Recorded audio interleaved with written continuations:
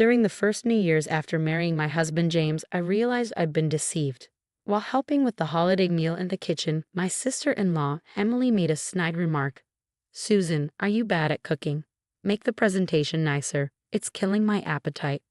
I'm no culinary genius, and I struggle with presentation, but I was doing my best. Her comment felt unnecessary, especially in front of the other female relatives. I responded, "Oh, I'm sorry. I usually don't pay much attention to that. I would appreciate some guidance." Just as I sincerely asked for help, my mother-in-law Tiffany interrupted. "Plating food is basic, right? Especially when it's James' favorite dish. You've never cooked it at home, so you don't have a sense of how to plate it, do you? Poor James, he married a wife who can't even cook properly. There's a reason you've been divorced before, you know. Did your ex-husband cheat on you because he got tired of your bad cooking and careless personality?" Tiffany and Emily took turns making these remarks before finally walking away, looking annoyed. They complained but never actually helped. Instead, another female relative stepped in to assist me. What surprised me more than their criticism of my cooking was the drastic change in their attitude towards me. 6 months ago, I remarried after divorcing my cheating ex-husband 2 years prior. When I met James, who was younger than me, we quickly hit it off and began talking about marriage. We both love spending time outdoors, so we went fishing and camping together. We decided to get married. James is active but kind, and I felt comfortable around him. I was initially worried whether his family would accept me as a divorcee, but when I visited his family home, they welcomed me warmly, and my worries vanished. "It's nice to meet you, Susan. If you're okay with our son, please marry him. Good for you, James, you found a kind wife." Their warmth put me at ease. I had some interactions with my previous husband's family, but we never grew close. They were wealthy and formal, and I, being an ordinary person, couldn't fully understand their values, so I was honestly concerned about getting along with this new family. But I thought everything would be fine since they welcomed me so warmly. That sense of security, however, must have been fake. Throughout my stay, Tiffany and Emily kept badmouthing me. I was shocked by their change in attitude, especially on the night of January 3rd. When I finally returned home, I felt such a wave of relief that I nearly cried. By August, during summer vacation, my husband suggested we visit his family again. My anger and sadness have faded, and I convinced myself that maybe they were just stressed out during the New Year's incident. It wasn't worth dwelling on the past. Although I was still a bit scared of Tiffany and Emily, I thought I could manage a few days with them. So I agreed to accompany my husband back to his family home. Determined to make things better, I decided we should buy lots of gifts to bring with us, hoping it would lead to pleasant conversations and a fresh start. I tried to convince myself that the New Year's incident was just a bad dream. That positive thinking carried me through the drive to my in-laws' home, which is in a coastal town in a neighboring state. We drove for half the day and due to traffic, arrived in the evening. When we got there, Tiffany greeted us warmly. "Welcome home, James," Susan, she said, smiling happily to see her son after a long time. She even gave me a kind smile, and Emily, standing next to her, accepted the gifts with a polite thank you.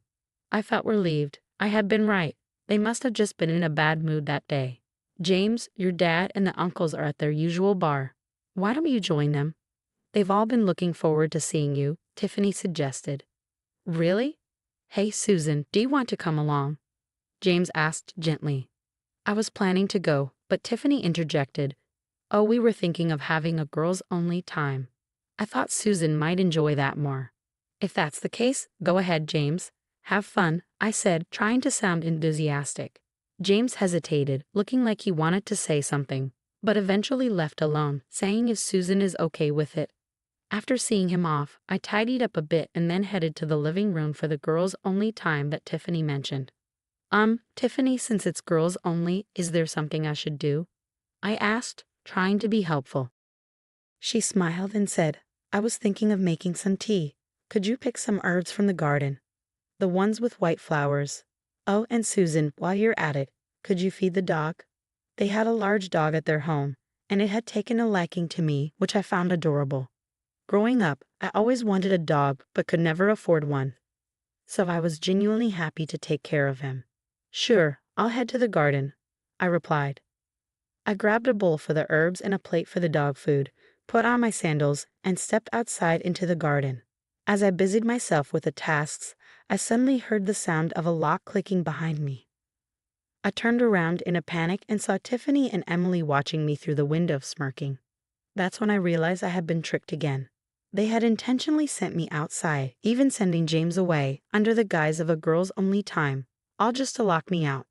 Tiffany and Emily were terrible people who took pleasure in such childish malice. The ridicule during New Year's, mocking me for being divorced and bad at cooking, had been mere words. But this time they had taken it further by physically locking me out. Come on, this is a joke, right? Let me in. I knocked on the window, but they didn't budge. A woman like you, raised by a single parent and bad at housework, doesn't belong in our home. We don't need to feed you or give you a place to sleep. If you still want to stay, why not sleep in the doghouse? It's large enough for someone as petite as you, Tiffany taunted. Emily clapped her hands and laughed. Susan, you've become a dog. I couldn't believe what I was hearing. This was cruel, beyond cruel. Stop it, please. I begged, but they only laughed harder. But they just laughed and then unlocked the door. I stood there, wondering whether I should go back inside. But I realized that even if I did, they would probably continue to mistreat me.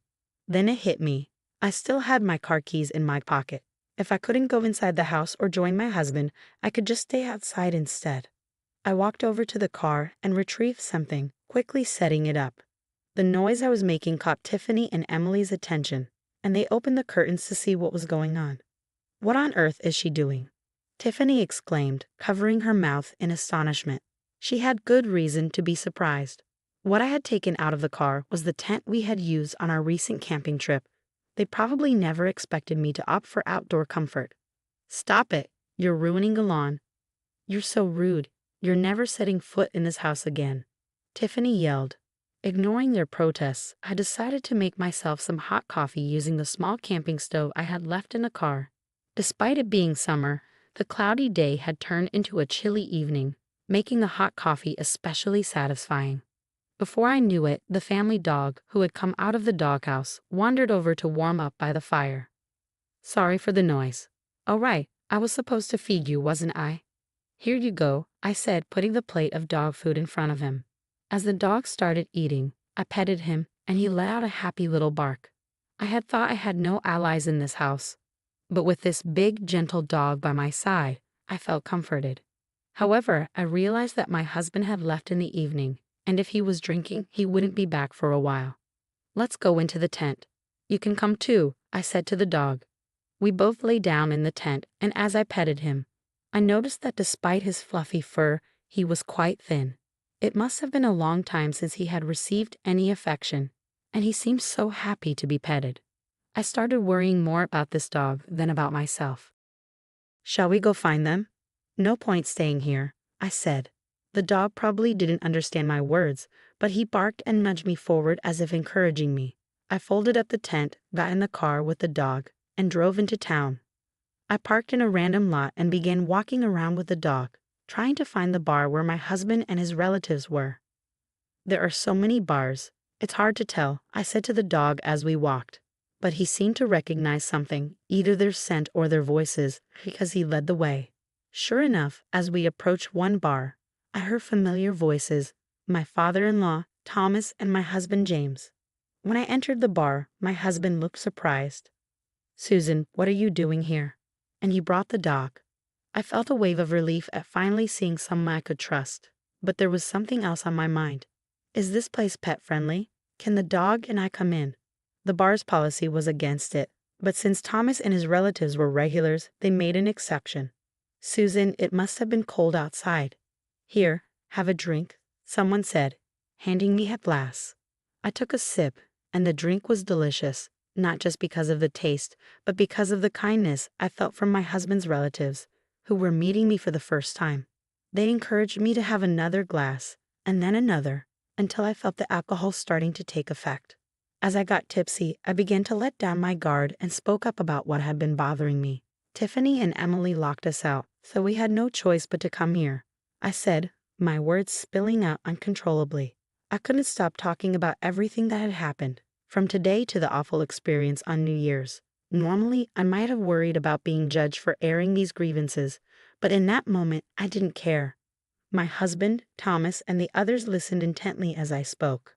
When I finished, one of the relatives sighed and said, "Those two are at it again."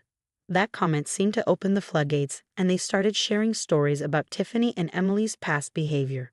They even recalled how the two had acted similarly when they were supposed to be taking care of James's grandmother. Eventually, James's grandmother moved into a nursing home because she couldn't handle Tiffany and Emily's behavior any longer. It wasn't just her. Someone mentioned that they didn't even take care of the dog. They left it all to their husbands. Hearing this, Thomas, who had been quietly listening, finally spoke up. "I thought about divorcing them when they mistreated my mother, but what they did to you, my son's wife, is unforgivable. I can't take it anymore." Thomas stood up, resolute.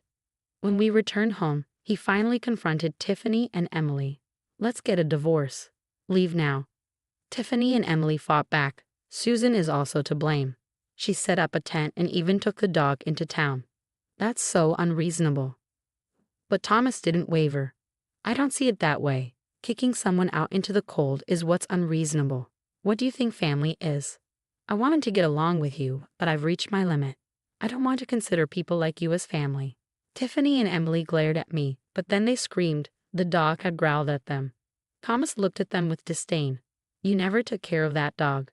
You didn't feed him or walk him. You're not even worthy of being his owner. It serves you right to be growled at.